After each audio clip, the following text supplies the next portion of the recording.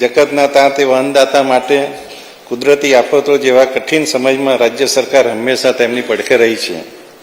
રાજ્યમાં આવેલ પૂર અને કમોસમી વરસાદને પરિણામે ખેડૂતોને થયેલા નુકસાનના મદદરૂપ થવા રૂપિયા 11,000 કરોડથી વધુના કૃષિ રાહત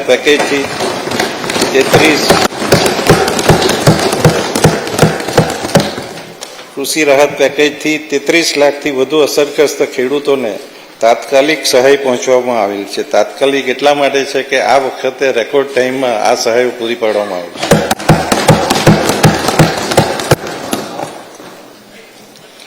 વાવણીથી વેચાણ સુધી ખેડૂતોને સાથે રહી ચડ ઉતર થતા બજારના ભાવોમાં મદદરૂપ કરવા 9,50,000થી વધુ ખેડૂતો પાસેથી રૂપિયા 18,000 કરોડથી વધુની મગફળી, મગ, અડદ, સોયાબીન અને કપાસના ટેકાની ભાવે ખરીદ કરેલ છે. ખેડૂતોને ખેતી ક્ષેત્રે થતો ખર્ચ ઘટાડવા તેમજ પાક ઉત્પાદન અને આવક વધારવા યાંત્રિકીકરણનું મહત્વ છે. Tractor, power trailer, seed drill, harvester જેવા યંત્રો દ્વારા ખેતીકામમાં ઝડપ અને ચોકસાઈ આવે છે.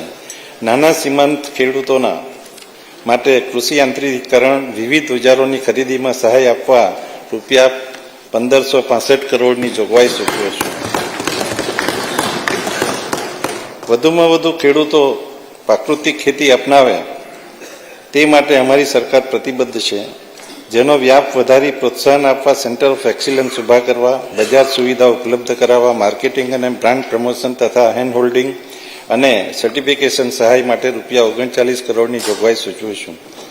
માનનીય અધ્યક્ષશ્રી, રાજ્યમાં કઠોળ, તેલીબિયાં, ફાર્મ મિકેનાઇઝેશન, વેલ્યુ એડિશન અને એગ્રો પ્રોસેસિંગ માટે 6 સેન્ટર ઓફ એક્સિલન્સ ઉભા કરવાનું આયોજન છે, જેના માટે રૂપિયા 12 કરોડની જોગવાઈ સૂચવું છું. રાજ્યમાં બગાયત ક્ષેત્ર હેઠળનો વિસ્તાર છેલ્લા 2 વર્ષમાં લગભગ 2 લાખ હેક્ટરથી વધુ વિસ્તર્યો છે અને ફળ, શાકભાજી સહિતનું કુલ ઉત્પાદન 21 લાખ મેટ્રિક ટન સુધી વધુ થયું છે. રાજ્યના ખેડૂતોને ઓછા ખર્ચની સામે આવક વધારતા પર ડ્રોપ મોર ક્રોપ સૂક્ષ્મ સિંચાઈ યોજના હેઠળ અત્યાર સુધીમાં 25 લાખ હેક્ટર વિસ્તાર આવરી લેવાયેલ છે. બાકી રહેતા વિસ્તાર માટેનું કામ પ્રગતિ હેઠળ છે.